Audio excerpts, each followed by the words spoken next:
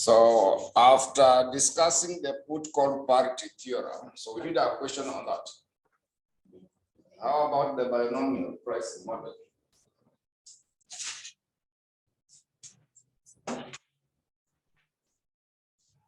But we did a question for the put call parity theorem. Yes. Yeah, so I want us to go back to your handout. After we did something on the put call parity theorem, we now go to option pricing models. We should now check about the option pricing models. So if you check over the page 2, there is information provided there about the binomial model. So that is the first option pricing model. So when it comes to binomial model, when you review that handout, they were saying that the model is based on the assumption that only two prices of the option will emerge at the expiry date of the option. So it describes the process of the price movement where the asset value in any time period can move to one of the two possible prices with their associated probabilities. So I've given you the model is based on the following assumptions, and also I've given the steps of dealing with the binomial model. So it is one of the model of the option pricing model. So I will use a question to discuss that binomial model.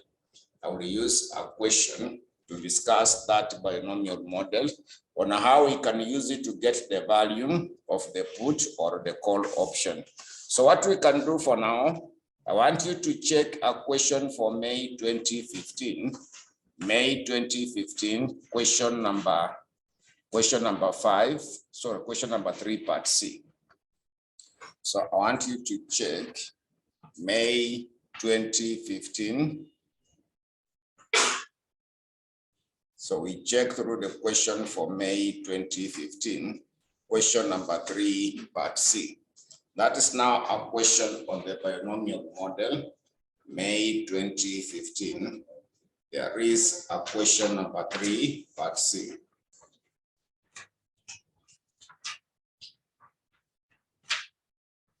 So the question should read that there are some issues. I want us to make a correction on that question. So we can make some small changes on May 2015. Question number 3, part C. So the question should read that, a share is currently selling at shillings 120. A share is currently selling at shillings 120. Then there are two possible prices of the share after 1 year. There are two possible prices of the share after 1 year. Shillings 132 or 105. You make that correction. It should be 132 or 105. I can see in the past paper is indicated as 30 shillings. That's not the correct figure. It should be 132 or 105. Assume the risk-free rate is 9%, not 19%. You correct it to 9%. It has indicated there as 19%. So required value of a 1 year European call option and an exercise price of 125. So ordinarily, any moment they give you two prices, either this price or the other price, the model we use to get the value for the call option will be the binomial model. So once you are given two possible prices, either this or the other, that implies that the model you will use to get the value for the share will be the binomial model. There are basically 4 steps. I will start off with the step number 1. There are basically 4 steps. I will start off with the step number 1 on how to deal with the binomial model.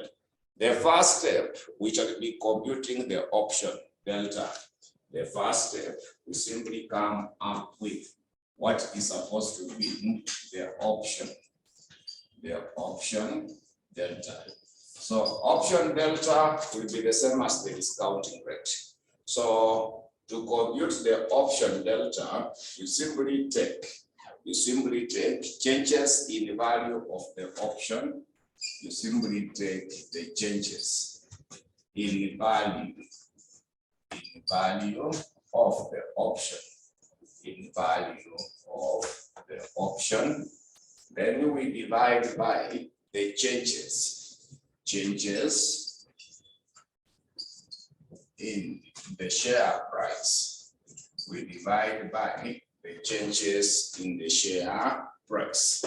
So when you want to compute the option delta, you simply take changes in the value of option, you divide by the changes in the share price. So first we get the value for the option.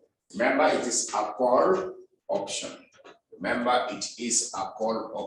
Whereby value of the call option, it is maximum.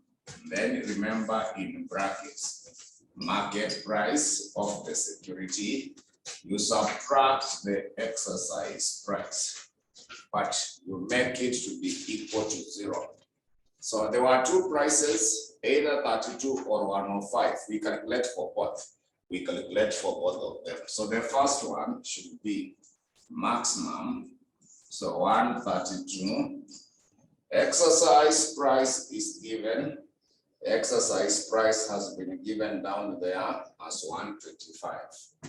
Before required, you are given 125. So we say the option should not be negative. Because it is negative, make it to be equal to 0.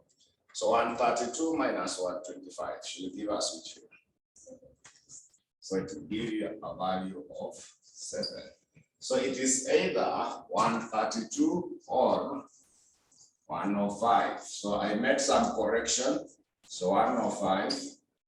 Then the exercise price remains 125.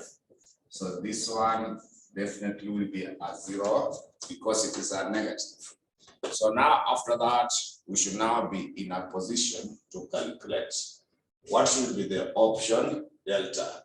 So option delta is a discounting rate. When you compute, you round it off into 4 decimal places. So changes in the option value is the difference between the two values of the options that you have calculated. One of them is 7, the other one is 0. So that's now the changes in the value of the option. Then the other one should be changes in the share price. Are the two prices that you have used, 132 and 105. So the figure you get, round it off to 4 decimal places.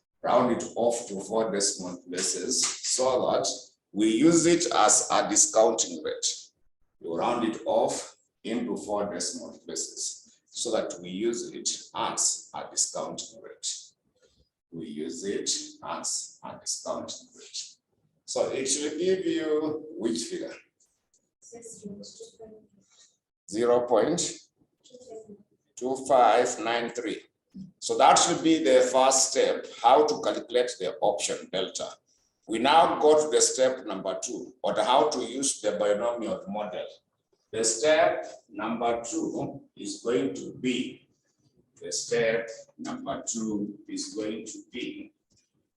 so the step number 2, so our step number 2, we simply compute the value of the portfolio. So step number 2, we come up with value of the portfolio.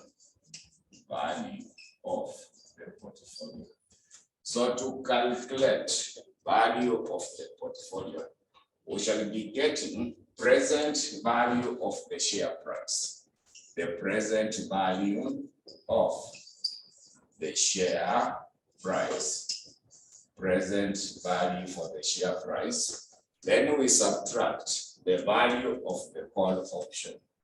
Value of the call option. value of the call option.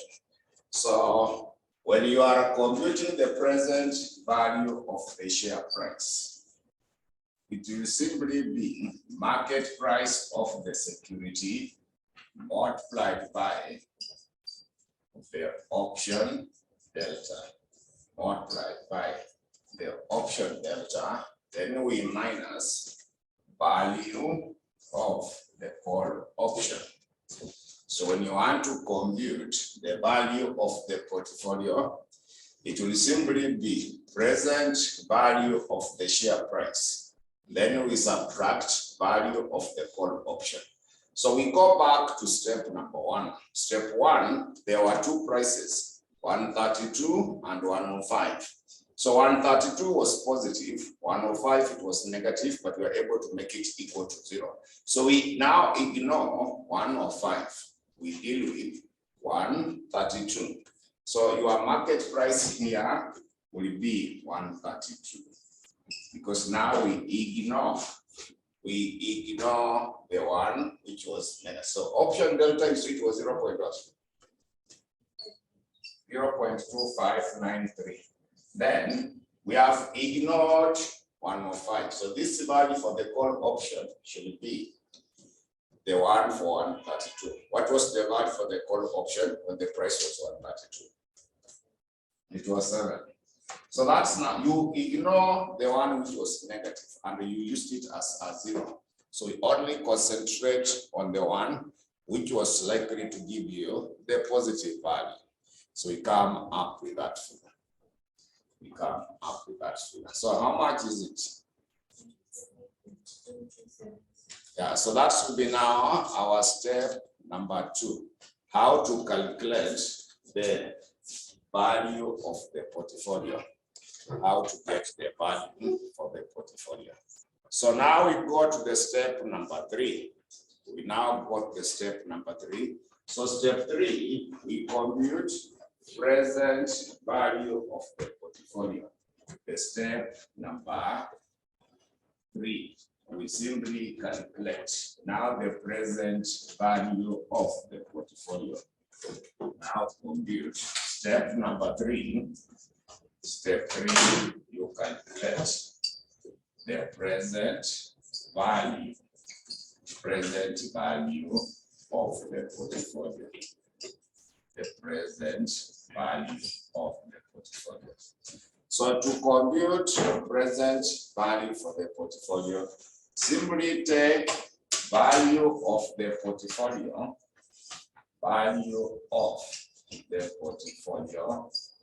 then multiply by exponential constant of 1 raised to the power of negative RT. So you calculated value of the portfolio. So what figure are you getting in the step number 2? 27.2276. So you remember exponential constant of 1. It was 2.718.3. So we raised the power of negative R. So R, we have made some changes. The question gave you 19, but I said you changed what percent? So 9%. So negative 0.09. So time is given. You can say under required. Under required, it is how many you pay option? Under the required, 1 year. So time is given under required as 1 year. Time is given under required as 1 year. So that you come up with the present value of the portfolio. So that you get now the present value for the portfolio. So that you get the present value of the portfolio.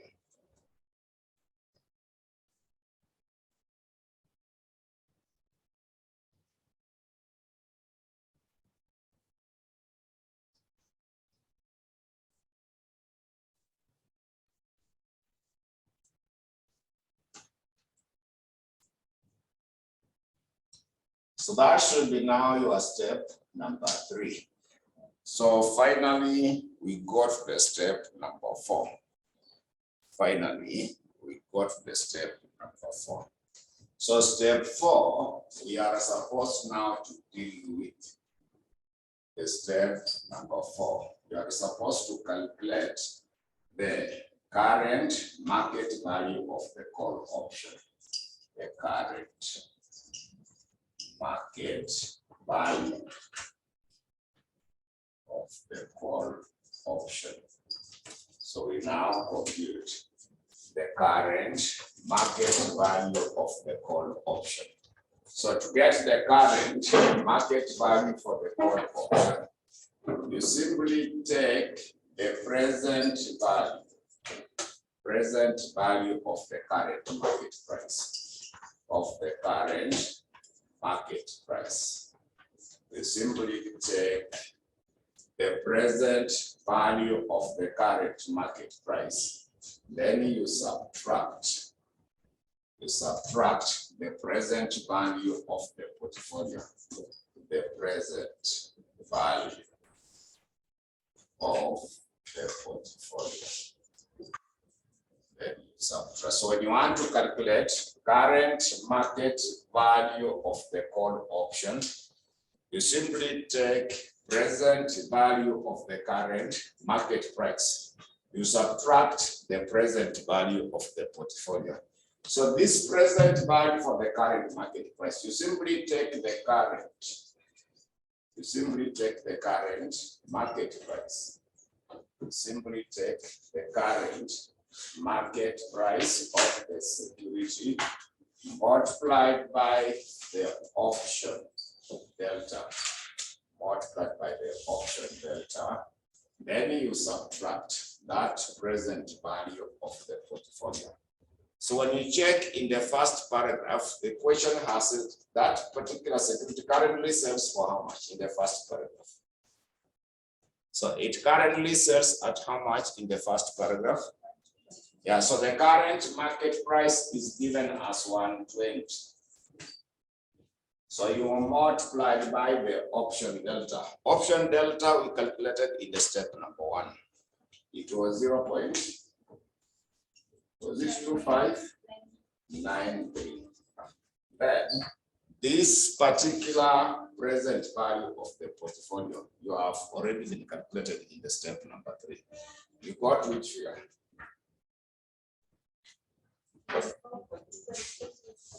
24.8841. So that's now be able to give you what was required in that Roman letter under the part C of the question, the value of a 1-year European call option with an exercise price of 125. With an exercise price of 125.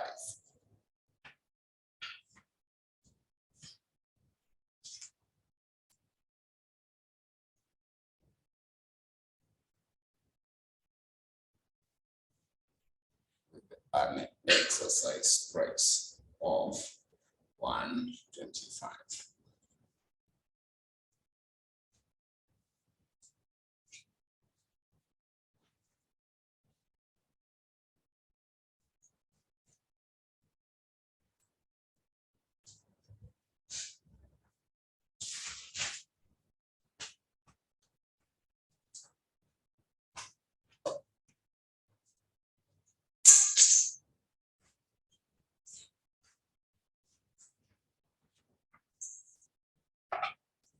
So there was a question similar to that.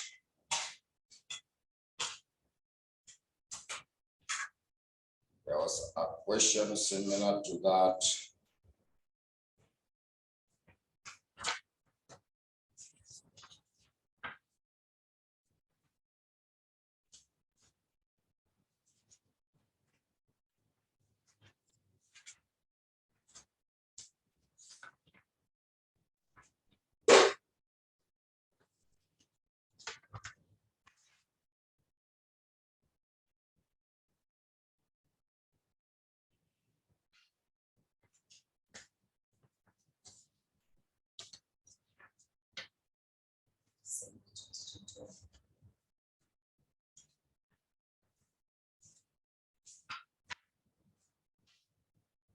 So you will attempt, there's a similar question of that type in the sitting of May 2014, question number 4, question 4, part B. So that one you try, it is similar to what I've done. If you check May 2014, question number 4, should be question 4, part D. That one you will try because it is similar to what we have done.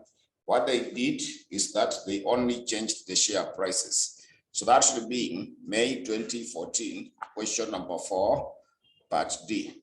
Then the other question, which is a bit different from the one we have done, you can now also refer to the one for December 2021, question 1, part C.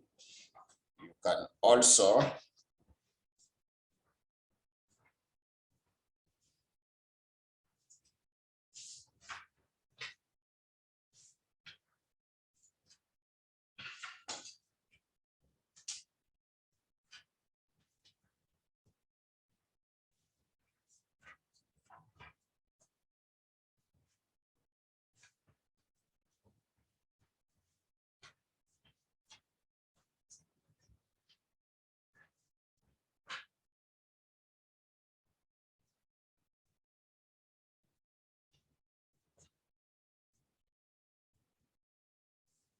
so there's a question for December 2021, question number 1, part C.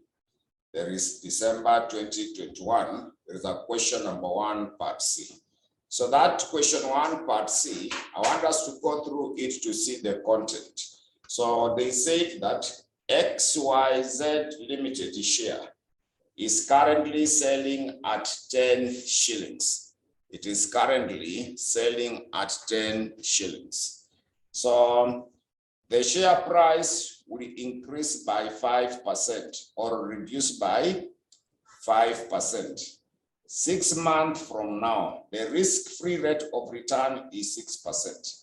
The strike price is meant to be 10. So the option will be exercised after 6 months.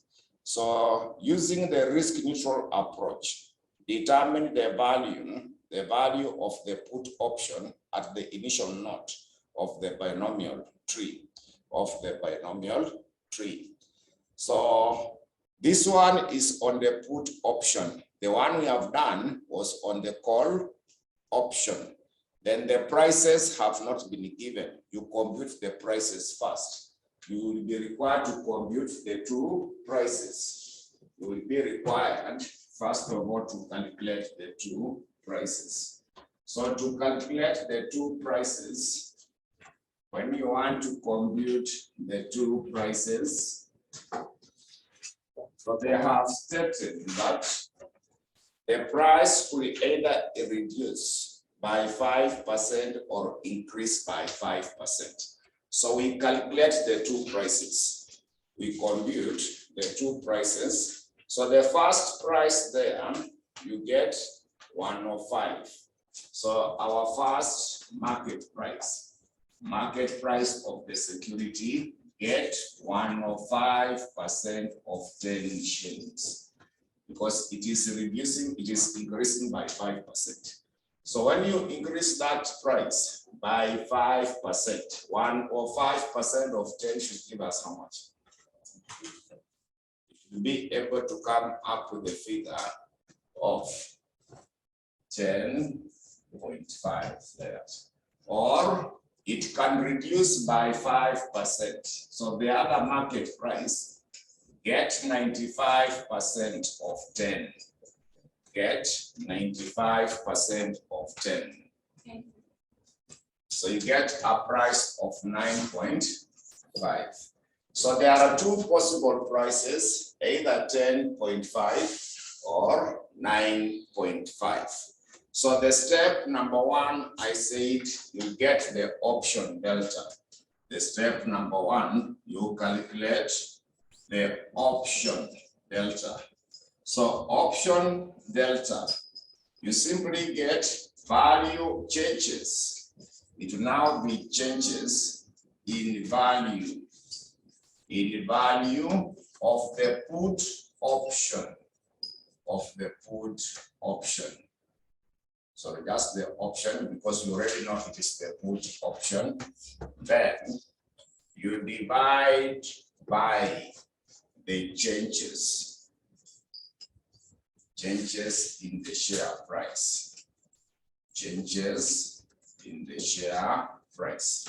So when you want to calculate what should be the option delta, you simply take the changes in the value of the option, you divide by the changes in the share price. So this one we have said it is the put option.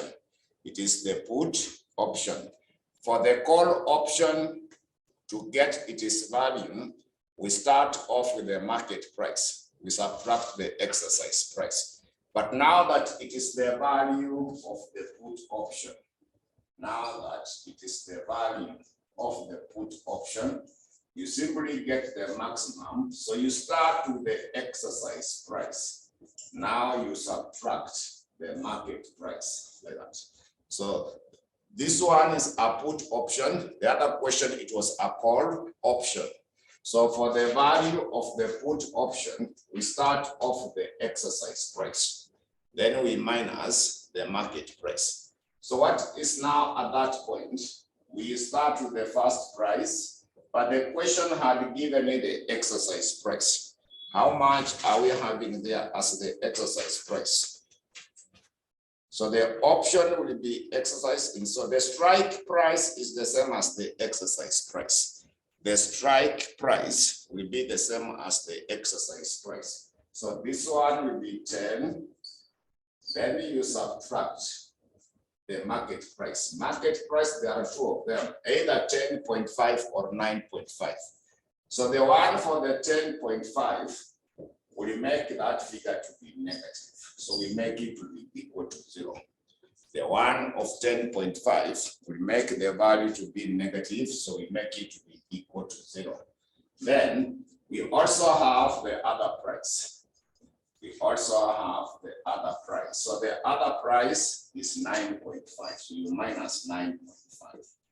So that we now come up with what is meant to be.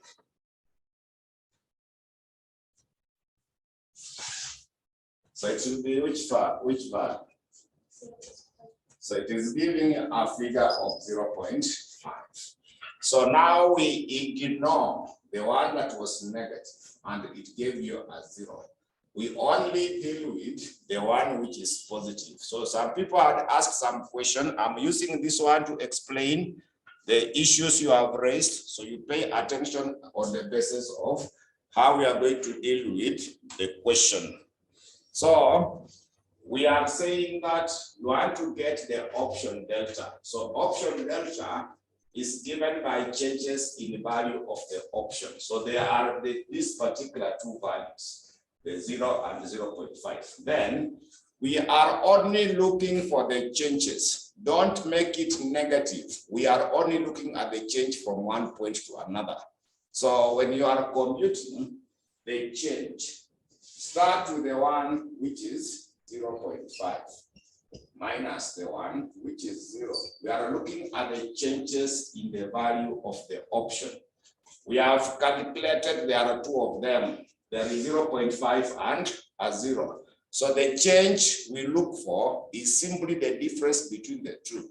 You are not interested whether it is positive or negative. You want just to know the difference because we are looking for a discounting rate. A discounting rate from the table, you have seen them, they are normally rounded off to the 4 decimal places, but there is nowhere they have given you a negative discounting rate. So we just want to know the change. Then also we get the change in the share price. The share price are these two. The change is also 10.5 minus 9.5. That change to be what? Yeah, so we also have 10.5 minus 9.5. Those are the two prices we are using. Those are the two prices we are using. So don't make it negative.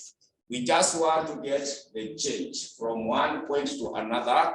The difference is what value. So That should be able, so then round it off to 4 decimal places, just in case it has several decimal places. This one should give us which figure? So it should always be in 4 decimal places in case it has several rounded off figures. But for now, we shall just make it 0.5. That's now our step number 1, how to get the option delta. Option delta is simply a discounting rate. The option delta is simply a discounting rate. So that is now our first step. When it comes to the second step, we have said that you now calculate them. Our second step, we get the value of the portfolio. The second step, we said we get the value of the portfolio.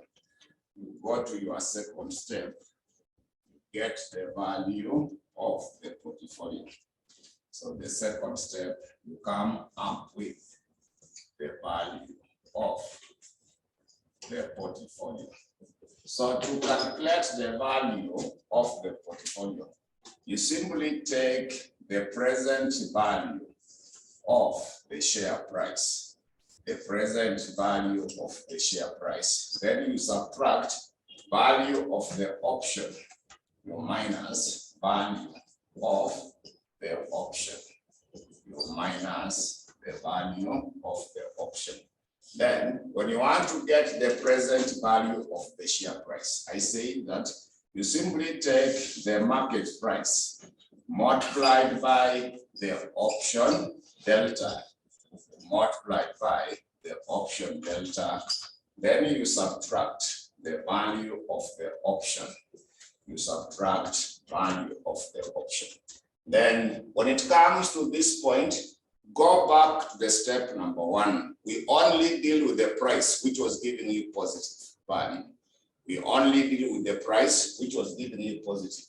You ignore the other one. So the one that was giving you a positive value is 9.5. You ignore 10.5. We only deal with now what was giving you a positive figure. So the one that gave you a positive value is 9.5. So now you multiply by the option delta. Option delta, you got 0.5. The option delta, you got 0.5. You also minus the value of the price, which was positive. So that was also 0.5. We ignore the price, which was negative. We only deal with the details of the price that was positive. The value of the option when the price was 9.5, we got 0.5. So that now should be able to give us what is meant to be. What is meant to be. What is meant to be the value of the portfolio. The value of the portfolio.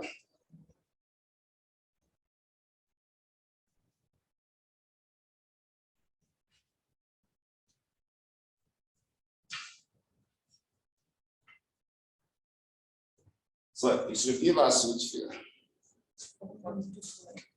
We're getting 4.25. 4.25. Then there is also now the step number 3. So step 3, I've said that you are meant to calculate now the present value of the portfolio.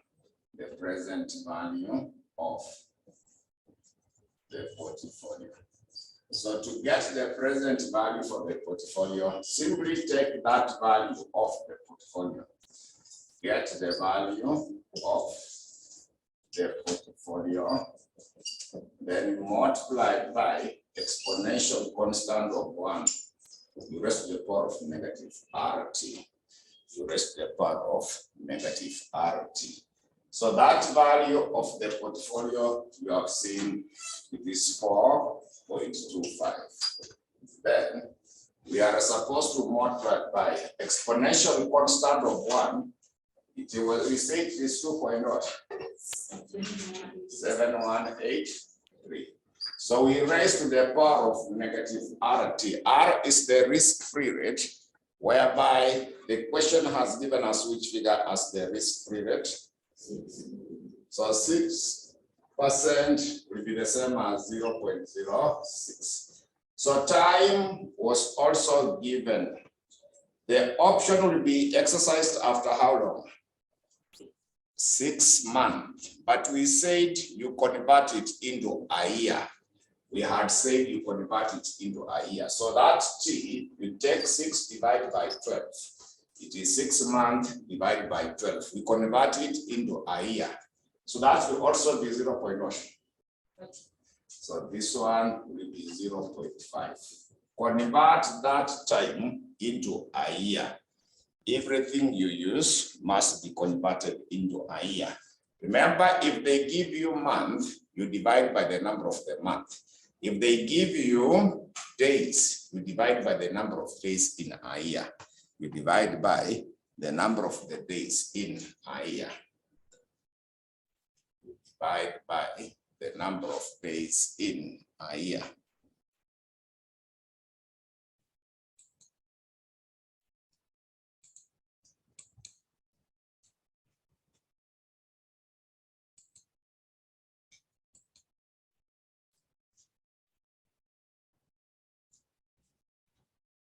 Divided by the number of days in a year. So after that, now you go to the step number 4. You now go to the step number 4. You now come up with the step number 4. So when it comes to the step number 4, when it comes to the step number 4, when it comes to the step number 4. So the step number 4, we say that we compute now the current market value. We now calculate the current market value of the call option, the put option, the current market value. Current market value of the put option. So to compute the current market value for the put option, you simply come up with the present value of the current market price. Then you subtract the present value of the portfolio. Then you subtract the present value of the portfolio. Then you subtract the present value of the portfolio. Then you subtract the present value of the portfolio. Subtract the present value of the portfolio. So this one, it will be, you simply take the current market price multiplied by the option delta. Multiplied by the option delta is now when you minus that present value for the portfolio. So the current market price, we now check in the question. They say they are currently selling at what figure? So you see the first paragraph, they are currently selling at 10. So you take 10 multiplied by the option delta in the step number 1. Option delta, it was 0.1. Then now you subtract what have we calculated in the step number 3 as the present value of the portfolio. You got 4 point? Sorry? 4.1? 244 like that. Yeah, so you get now the value for that question. So for the number of days, the question normally specify. If they don't specify, we assume it is 365 days. So normally the questions will specify the number of days. But if it is not given, we assume we use 365. because now we pick the highest among the 360 and 365. So that should now be able to give you the value for the option. So as I know some books, they normally give you in form of the tree. Some books, they normally give you in form of the tree. So that tree, it is normally drawn like that. That tree is normally drawn like that. Then also from there, they also come up with that. So there are basically the 4 steps that we have done. So this one will be your step number 1. Then this one will be your step number 2. Then there is step 3, then step 4 in that manner. So some questions, they will give you in form of the decision tree diagram. But I don't want you to draw this. Starting to simplify a better way to make it more understandable. Because an naive tree, it will have an issue. For my case, when you get some books, they will draw it in the form of the decision tree, but still you have to go through those steps. You get the note 1, note 2, note 3 like that. So that is now the issue. But a simplified way, simply do it in the manner I've done.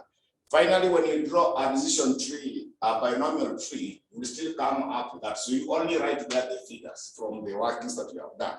So it's just a waste of time, a repetition of what you have done. So when it comes to, like now for the question, they are asking you to give you a note. So those notes are meant to be these ones here. You can have them like that. So what you do, you just avoid this portion of the decision, the tree binomial. We just follow the steps. There are 4 of them. There are 4 of them, and you should be able now to come up with how they will be able to be. So for the interpretation, it is all about the issue of if you are to calculate a profit or a loss, whether the option is in the money, at the money, or out of the money. But most of the questions I've come across, for this one, they don't normally ask you to make the interpretation. They ask you to make interpretation when it comes to the black skulls, and it is normally simply that part of the option delta. It is only that part of the option delta that you make the interpretation. So option delta is a discounting rate. That option delta is normally a discounting rate, which will be able to tell you whether the option will be in the money, at the money, or out of the money. But now the issue should be how to use it to make the final decision. So that's now for the binomial model. Some books, if you read through some books, they draw it in the form of the binomial tree. But that binomial tree are simply the 4 steps that I've given you. You'll go through each step, you write on a given branch. You go through another step, you write to another branch. But finally, this value will be the same for that portion. So that's the last time they tested the binomial tree diagram. So this one, it was on the put option. But in case it's for the call option, you apply the other formula I've given you. So let us now check something on the black squads, because there are 2 models of valuing. There are 2 models of valuing the call option. In the notes, I've given the binomial model on that page 2. If you go to page 3, I've given you the black squads, black and squads option pricing model.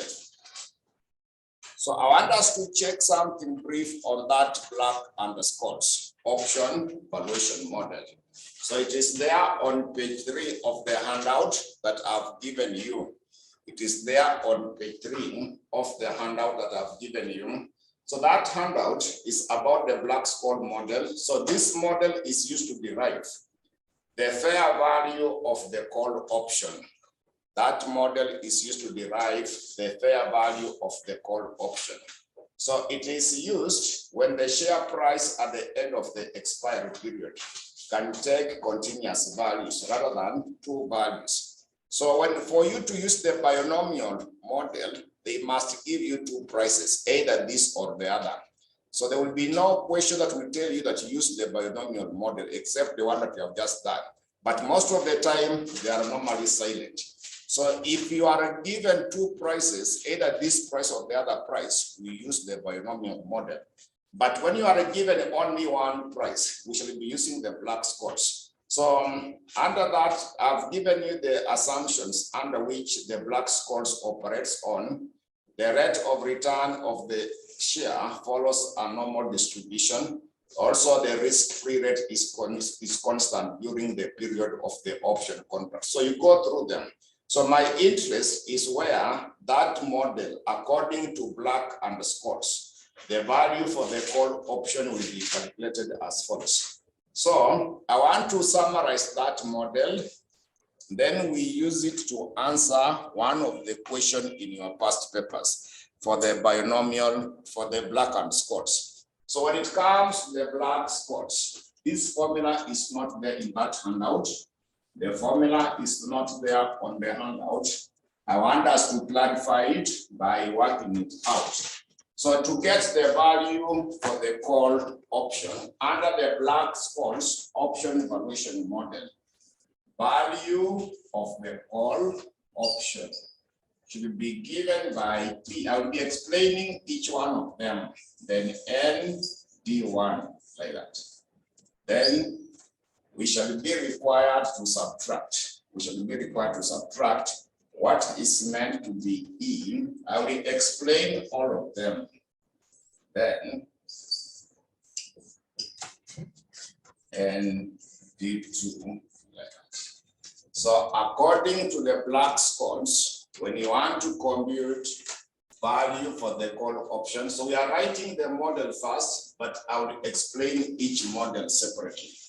I will explain each variable in the model separately. So before I explain each one separately, I should also show you how to get D1 and the D2. So on D1, to compute D1, it is IN, that's the natural log, then P over E. Then we add R minus plus, sorry. So we come up with that. Then we divide by, I will be explaining each one of them separately. I will be explaining each one of them separately.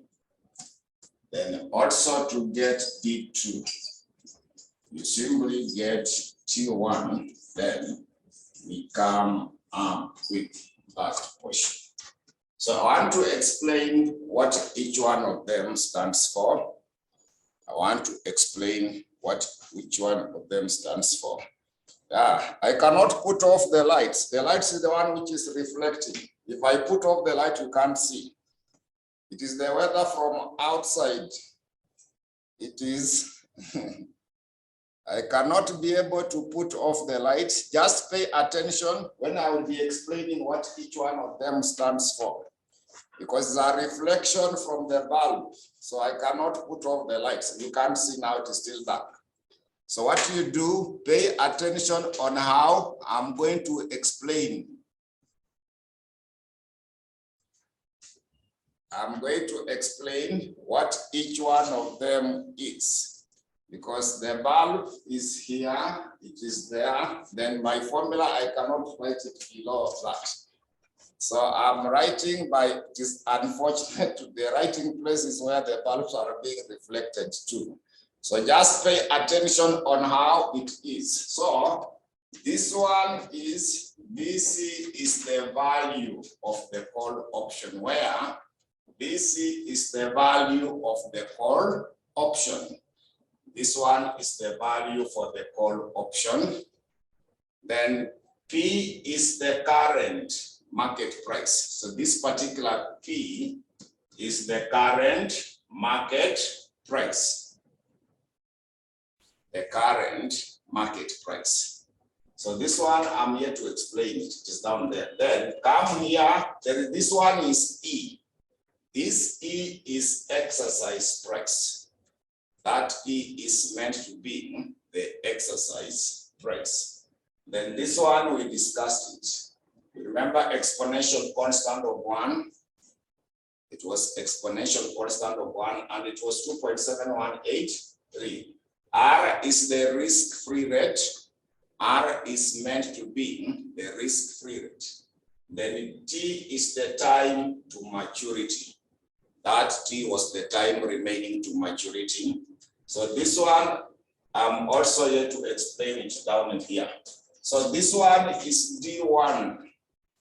This one is this particular D1, which is there. If you cannot be able to see because of the reflection, this D1 is what I've written there. Should it be equal to, this is IN. On your calculator, there is IN, the natural log. Check on your calculator whether you can see IN. So it is there on your calculator. This is P over E. The same thing, which is that P, which is the same E like that. Then we add in brackets, this is R, which is our risk-free rate.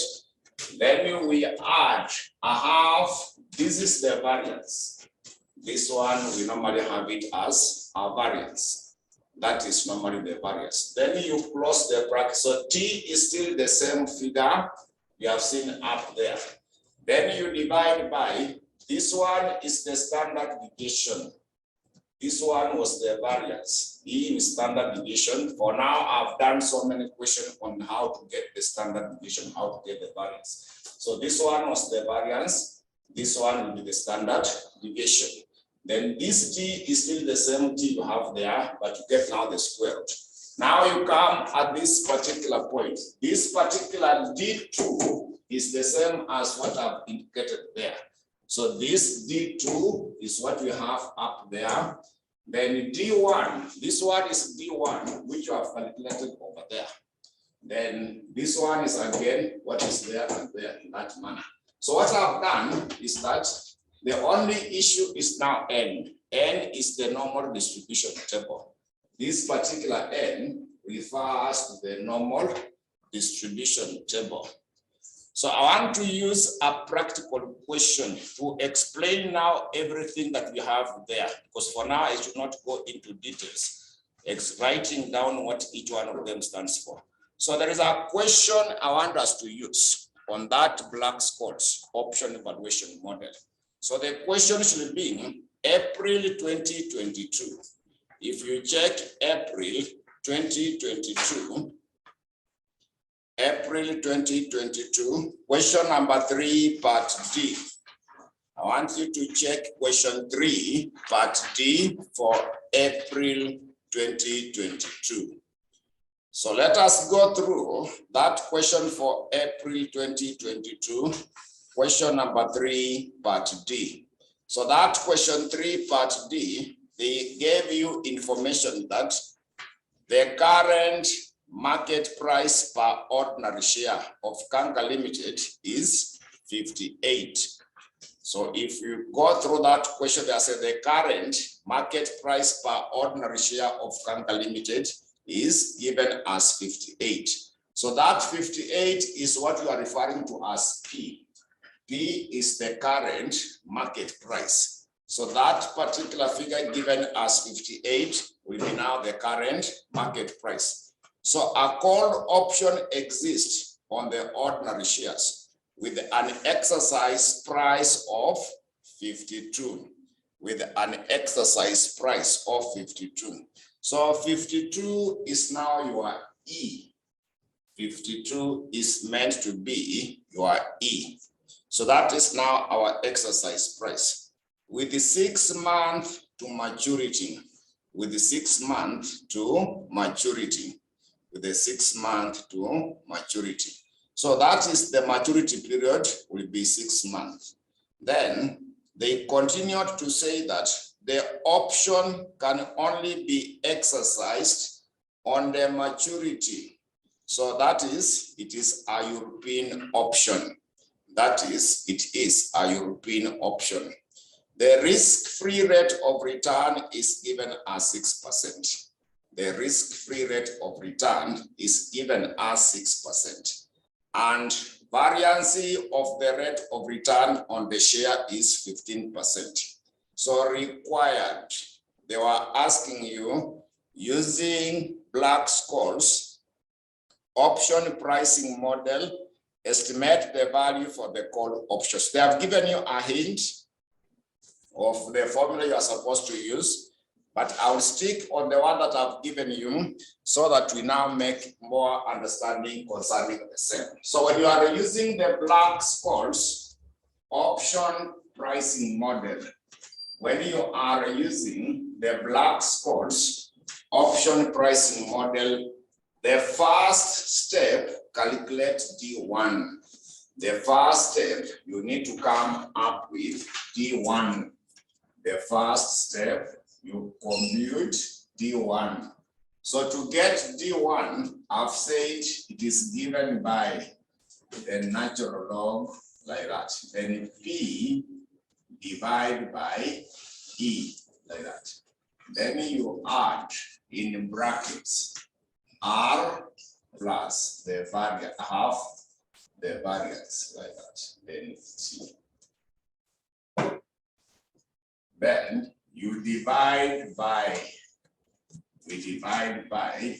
So this is the model that I've given you, how to calculate D1.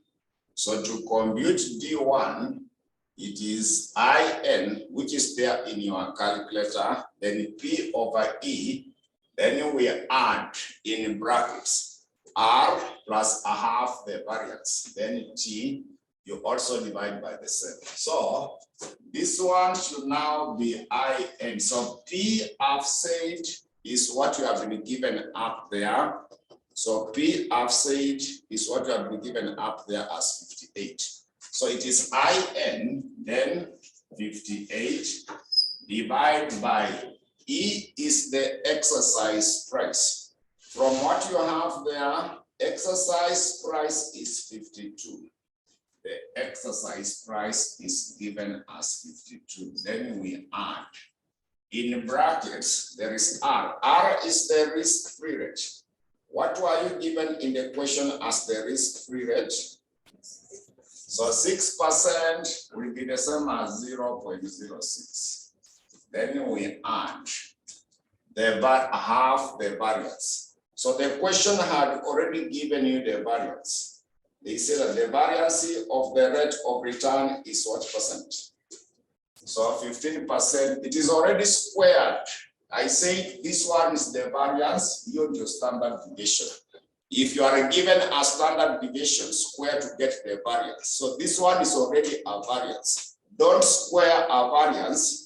For you to get the variance, we normally square the standard deviation. So if the question gives you the standard deviation, you square it to get the variance. So this one, you use the way it is. It is 0.15. So a half of it, just divide by 2. Because it is a half the variance. So simply take that variance, divide by 2. So T is the time remaining to maturity. That time remaining to maturity, they say it is how many months? 6 months. They say the option has, it matures in 6 months. So 6 months, I say that you convert it into a year. So it will be 6 over 12, which will be 0.1. So T should be 0.5 like that. Then you divide by, we divide by, remember, this one is the standard deviation. But the question gave you what? The variance. This one is the standard deviation, but the question has given the variance. So get the square root of that 0.15 to convert it into the standard deviation. The question had given you the variance of 15%, but here you require the standard deviation. Then multiply again by the 0.5.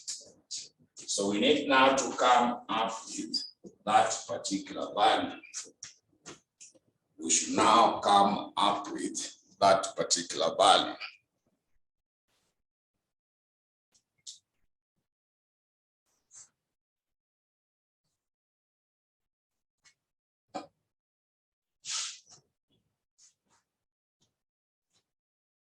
Should now come up with that particular value.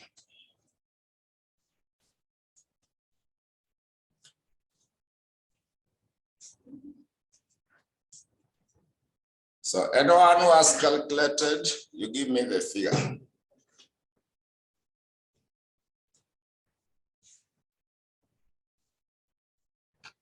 Anyone who has computed,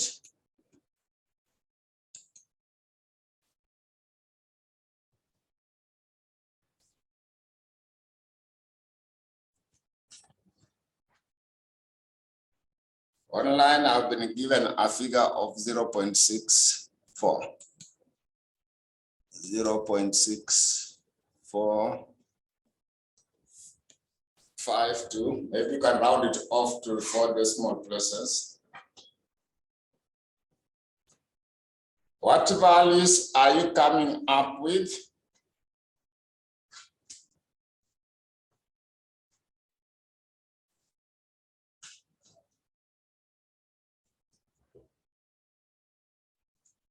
Someone else who have calculated the figure so that we make a comparison. So I've also seen 0.6452. Are we all getting that figure? Are we all getting that value? 0.6638. Those who are online are giving me the same value, 0.6452. 0.6452. So the easiest way, calculate them separately. There is no harm of you going a long direction because finally you should get accurate answer.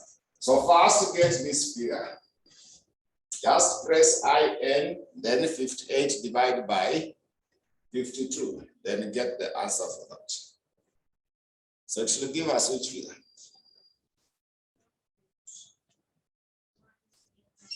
0.19. 0.1902.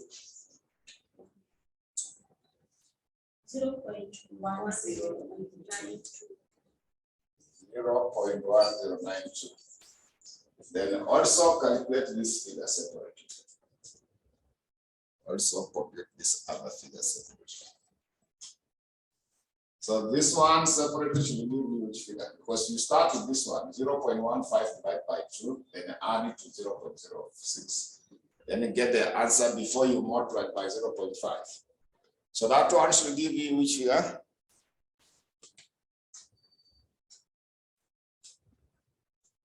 Hii inatupea hapi hii yenye iko hapa.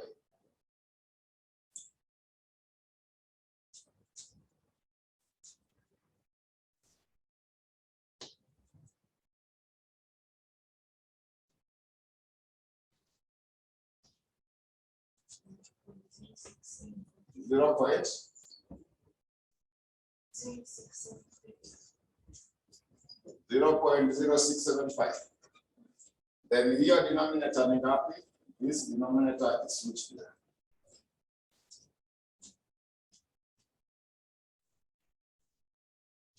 The denominator is which value?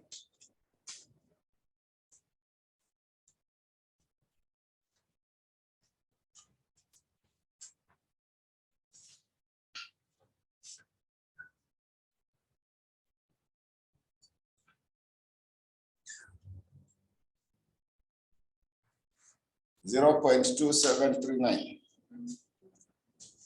So this one is 0.2739. So calculate them separately. Don't mix all of them on your calculator unless you are sure of what you are doing yourself. But if they are having issues, calculate yours separately, you write it. Also get that separately, you write it. Then finally combine them when they have already been simplified. You finally combine them when they are already simplified. So finally should give us which figure, so that we agree now on the common figure. So finally it is giving you what value? So 0.6452. So now we should get a common figure like that. Then finally, the other step is the step number 2. You calculate D2. The second step, you compute D2. So to get D2, you simply get D1. You subtract that part. For us to get D2, we simply take D1, then we minus that part. So already you have calculated D1, which is 0.6452. You have already calculated D1, which is 0.6452. Then you subtract. So this part here, this figure is the same as what you have here as the denominator. This side is the same that you have there. So it is this item which you have already calculated at that point as 0.2739. So you should not recalculate afresh, because what we have there is what I have here. So whatever you calculated as the denominator here is what you should use it at that point to get the value of D2. So that you get the figure for D2. So D2 should not take a lot of your time, because all of them you have computed. So that now you should get which figure? 0.3713. So that is now your D2. That should be now the value for your. So D2, make sure that you have calculated the denominator there separately for D1. So when it comes to that point, it is easier. Just take your D1 minus that denominator. So that is now your step number 2. Then you should also calculate now ND1 and ND2. So after that, we also come up with what is supposed to be ND1 and ND2. So we now come up with ND1 like that. So this will be the same as N. So D1, now I round it off to 2 decimal places because of your normal distribution table. So this figure is 0.64. I round it off, sorry, 65. I round it off to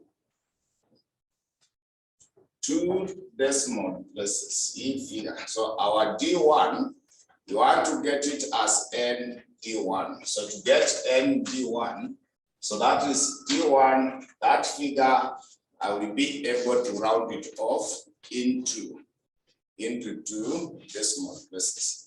So the examiner will give you normal distribution table. So I want you to check at the back of your past papers. There was some normal distribution table that were given to you. There is a normal curve and a standard normal curve. There is a normal curve and a standard normal curve. So there are 2 of them. And in the past paper, I've given all of them at once. But in the exam, they will only give you 1. In the exam, they will only give you 1. So among the 2, one of the table is cumulative, the other table is non-cumulative. So you should be sure which table have you been given in the exam. There are 2 of them. One of them is cumulative, the other one is non-cumulative. But both of them, they will give you the same answer. What matters is how you use it. What matters is how we'll be able to apply it. So in that question, they have given you one-tailed standard normal curve. They were able to give you the one-tailed. Then they have also given you the standard normal distribution table.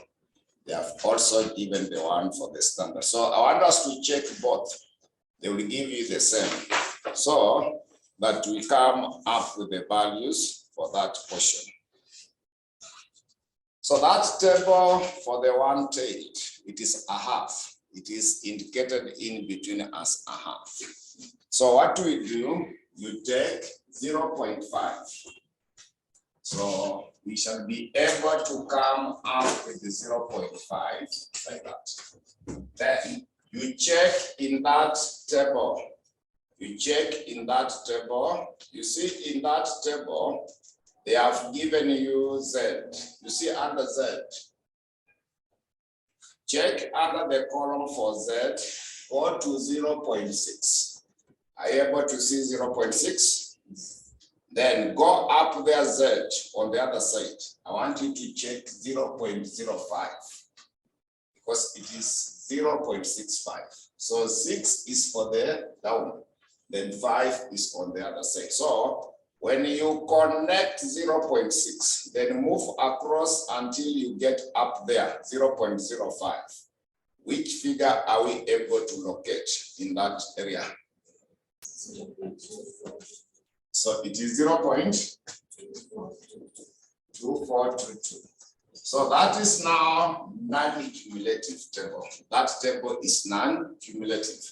So when it is non-cumulative, because it was positive, the figure you get on the table, you add it on the 0.5. The figure you get in the table, you add it on the 0.5. So that should be able to give us which figure? It is 0.7422. That is now for the one-tailed standard, but there is also another table. So this one is non-cumulative. But the next one, are you able to see the standard normal distribution on the next page? Are you able to see the one for the standard normal distribution? That one is now cumulative one. That is cumulative one. When it is cumulative, we now eliminate 0.5. We now eliminate this 0.5. You read it directly from the table. You read it directly from the table. So if you can check in that table, the one for the standard normal distribution, also go to Z, identify 0.6, check up there where there is 0.05. What value, when you connect them, that will be able to give us in that portion. We round them off into 4 decimal places. I want it to be the same as the one that we have calculated up there. So it will also give you 0.7422 like that. So pick in on which table that you have been given. If they give you non-cumulative, the figure you get from the table, you add it on the 0.5. If they give you cumulative table, which you are referring there as the standard normal distribution, you read the figure right away from the table. You read the figure right away from the table. So are you now conversant with the two tables? Online, are you able to distinguish between the two tables? Because the examiner will only give you one table. The examiner will not give you two tables, they will only give you one. So be aware of which table that you have been given the information that we are using at the moment. Whether they give you non-cumulative or cumulative, they will give you the same answer. Whether they give you cumulative or non-cumulative, they will give you the same figure. So what is important is for you to know which table have you been given. Is to know which table have you been given. So make that by clarifying the information between the two tables and see what comes up with. Like now, to clarify, the standard number, the figures are too huge. That is the simplest way. So now as Napita 0.5, they are too huge. Then the other table, when you check them clearly, none of them is going beyond 5. Figures, the first table that we have used, if you check in that table, those figures are not going beyond 0.5. They are not going beyond 0.5. But this other one, they go even up to 9.999 something. So when you see those huge figures, it means we read directly from the table. But if it has gone up to a maximum of 0.5, the figure you get from the table, add it to 0.5. That is the easiest way I can explain to you to differentiate between the two tables. The one that is going to a maximum of 0.5, that now the figure you get from the table you add on the 0.5. But if you see the figures have gone up to 0.999 something, the maximum, then it means you read it directly from the table. So the difference between the two, one of them is cumulative, the other one is non-cumulative. The one which is non-cumulative, you read the figure directly in the table. The one which is cumulative, you read the figure right from the table. But non-cumulative, you add that figure from the table on 0.5. So that's where most of us get lost. So I want you to get key note of that table. So then after that, also calculate ND2. You also compute ND2. To get ND2, I will also round it off. We were given 0.37, so I round it off to two decimal places. I will be using 0.37. So it will also be 0.5. I'm first of all using the first table so that we now learn how to apply both. So what do we have there? 0.5 plus what? The one from the first table. Check 0.37. 0.143 like that. 0.5 plus 0.1443. So that will give you which value? 0.6443. Then I want you to confirm whether you get the same figure in the other table. Confirm whether you are seeing the same figure in the other table. In the other table, I've said you just read directly from the table. The other table, you read directly from the table. So it is still the same figure. It is 0.6443. So the concept there, not the table that you have been given in the exam. Not the table that you have been given in the exam. So it will be easier for you now to know whether you add on the 0.5 or you get it right away in the table. Now, after that, you get the value for the call option. I've given you the model for that element. After that, now get the value of the call option. Value for the call option, it is P, then N D1. Like that, we minus E, then you divide by ND2, like that. So finally, we now calculate the value for the call option. So P, we have seen the value for that. P, I've seen the value for that. So P, I've seen the value for that. So what is that P? It was 58. Then ND1, tunasema ni 0.742. Then we subtract. E was 50 what? Exercise price. Then we also divide by exponential constant of 1 was 2.7183. So risk-free rate, we have said it is which figure? 0 point. Then T, we say it is 0 point what? It was 6 months, yeah. But to me, 0.5. Then ND2, tumepata 0.6443. So that will be able to give you the value. It will be able to give you the value of the call option. When you are using the black spots, when you are applying the Black-Scholes option valuation model. When you apply the Black-Scholes option valuation model.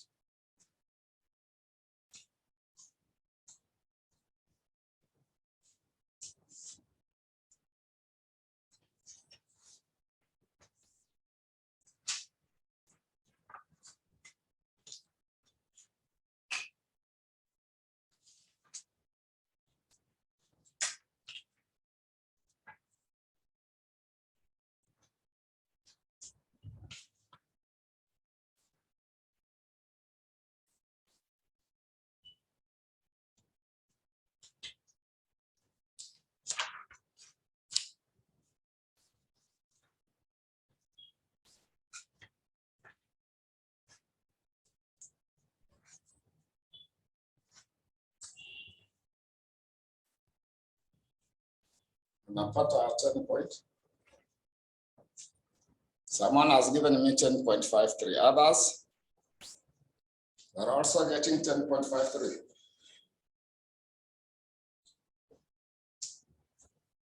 Are we all getting 10.53?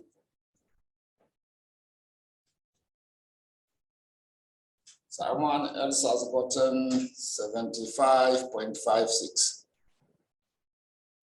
So majority are saying it is 10.53. So reconfirm your computation should be 10.53. So that was the question for the Black-Scholes option evaluation model. Someone asked me to do that question for part D.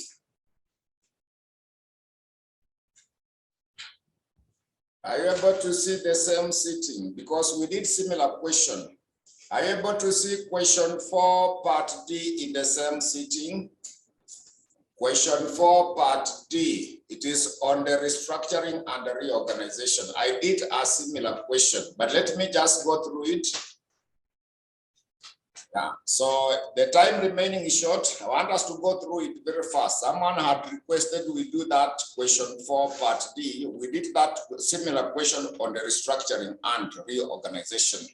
So we can read through that question number 4 part D. Question 4 part D, it is on the restructuring and the reorganization. They say Viwanda Manufacturers Limited.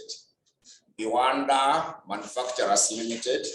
Current earning per share is given as 5.0. The company has an asset beta of 0.90 and adopts 40% dividend payout ratio as it is dividend policy. Risk-free rate of return is 5%. Equity market risk premium is 10%.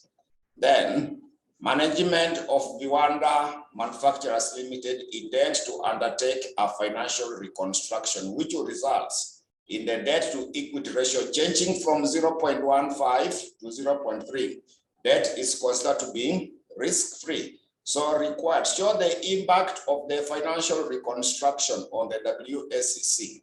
So you get WSEC before restructuring and also WSEC after restructuring. So that concept, there is no sitting, they will give you an exam without testing you the concept on that element. There are 3 items there. They have always been testing you, and always they must test you something interesting. So what you do, check before the reconstruction. So they want you to get the WSEC. They are asking you to calculate the W. So you start with the before. The first item, you need to compute the beta factor of equity for the levered firm. It should be given by beta factor of equity for unlevered, 1 plus D over E, then 1 minus the tax rate. That is basically what they test you when it comes. So this formula was tested almost in 3 questions in that sitting. Yeah, we have already done the other questions. There is the question we did for adjusted NPV. There is a question we also did on the WMCC. So they revolve around that question. So beta factor of equity for unlevered, I said, is the asset beta. It is the asset beta, whereby the question had given you which figure as the asset beta. It was given as 0.9. 0.9. Then 1 plus D. D over E was also given. What are you given down there before required? That the debt equity ratio will change from 0.15 to 0.30. So before it was 0.15. So debt to equity ratio is 0.15. So that question did not give you the tax rate. When the tax rate is not given, you assume it is 0. Don't create your own, just assume it is 0, because there is nowhere I can see in the question where they have given the tax rate. So you ignore the element of the tax rate because it is not given. When it is not given, you assume it is not there. Now you come up with what should be the value for that.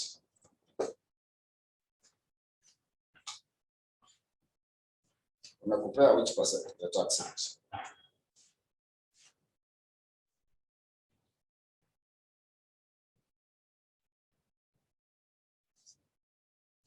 My question has no tax rate. Me,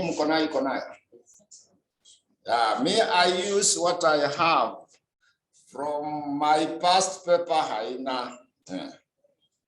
Those who are online, how many have that 30% that is being given?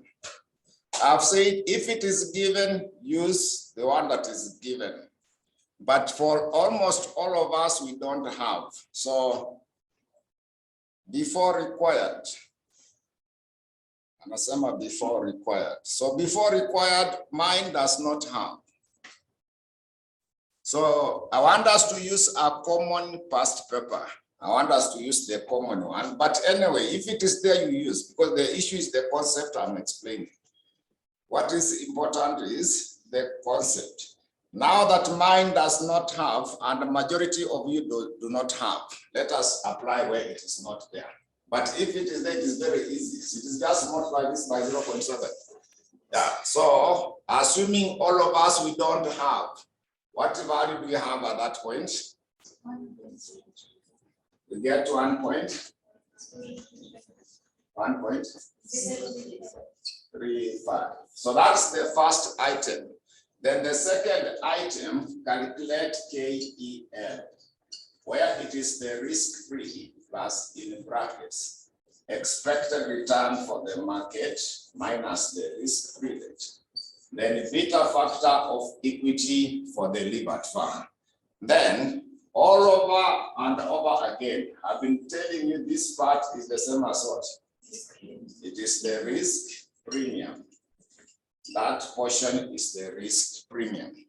So risk-free rate was given. What do we have as the risk-free rate? The risk-free rate was given as 5. Then what are you given as the risk premium?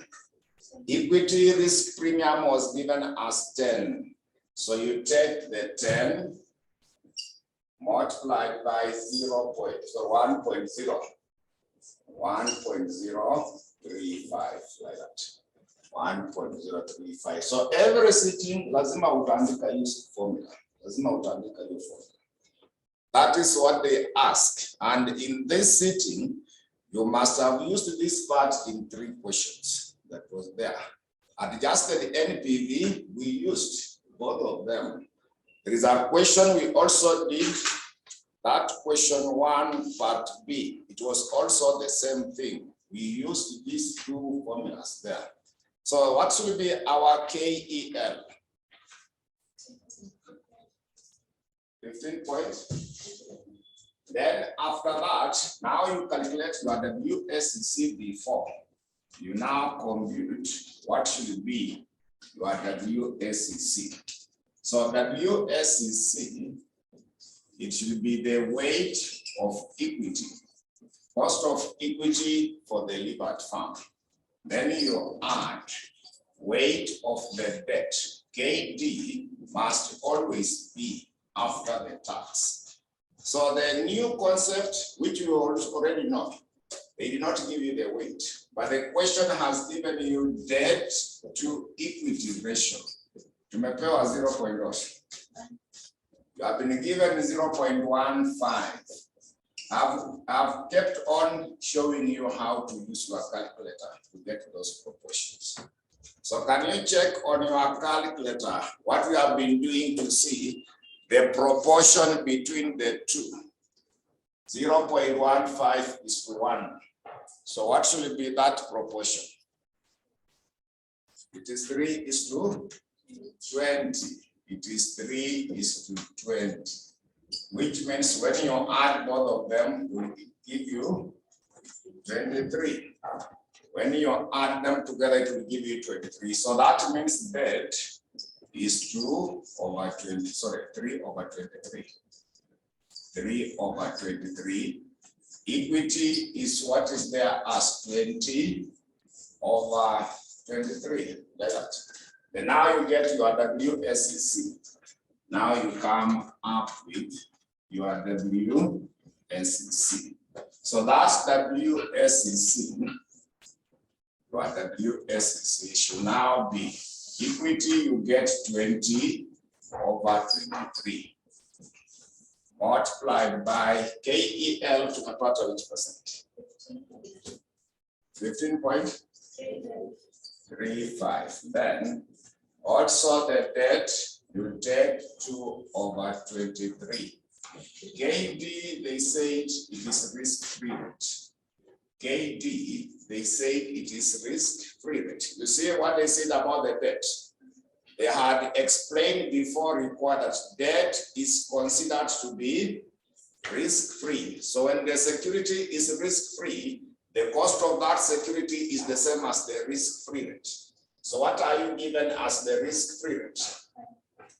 The risk-free rate is 5. So it is always after tax, but now we are doing that question without the tax. So don't tax it, but if the tax is there, you just multiply by 1 minus the tax rate. So get now the WSCC before the reconstruction. That's now before the reconstruction. That should now be able to give you before reconstruction.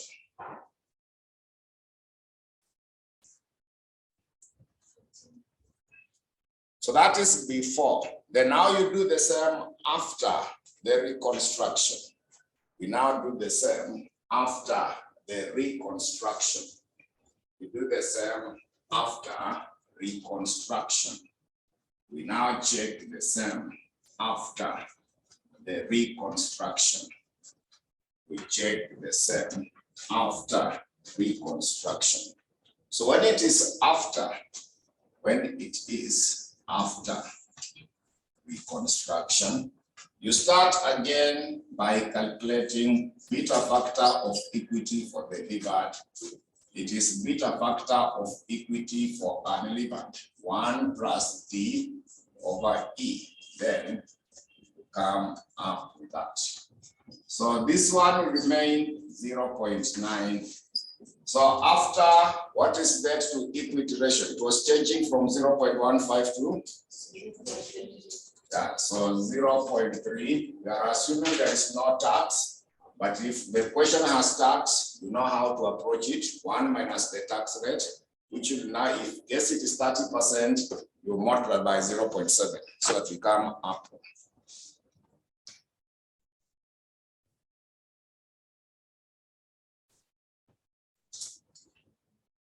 Sorry,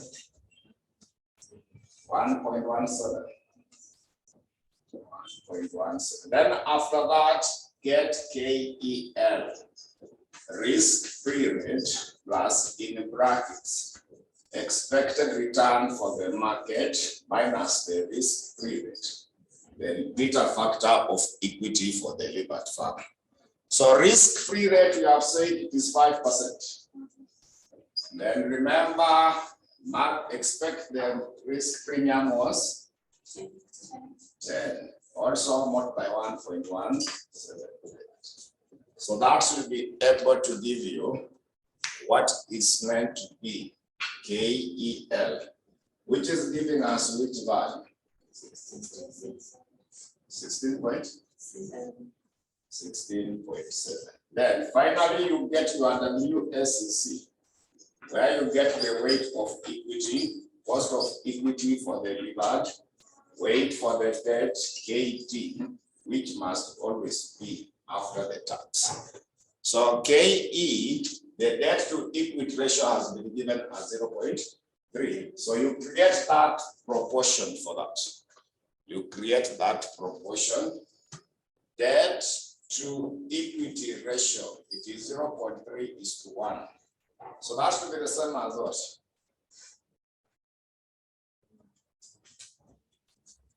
It is 3:10.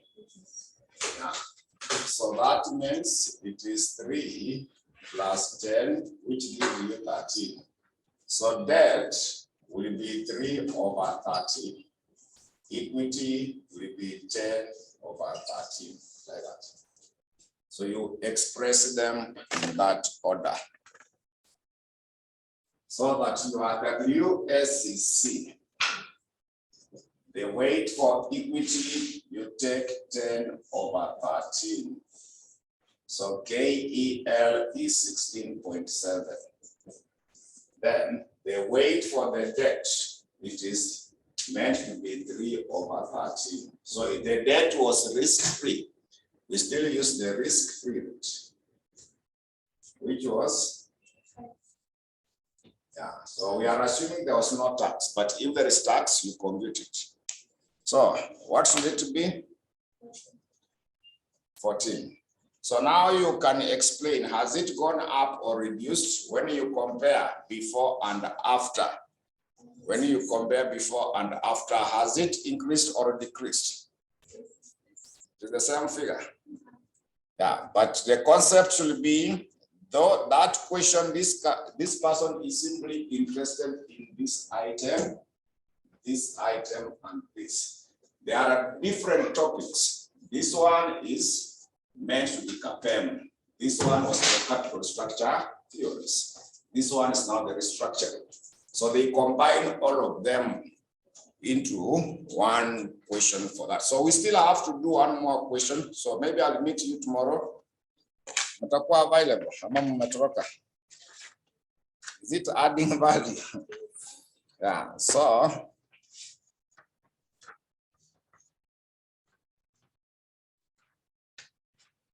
we shall meet tomorrow. We discuss something more. If there will be a need, we shall still meet because on Tuesday. So we meet tomorrow in the morning. We'll see what we can add on what we have, so that by the time you go for the exam, we should have finished clearly everything that is likely to be tested. So we agree we meet tomorrow online. We are meeting tomorrow in the normal early morning class. Yeah, so let us stop there for now.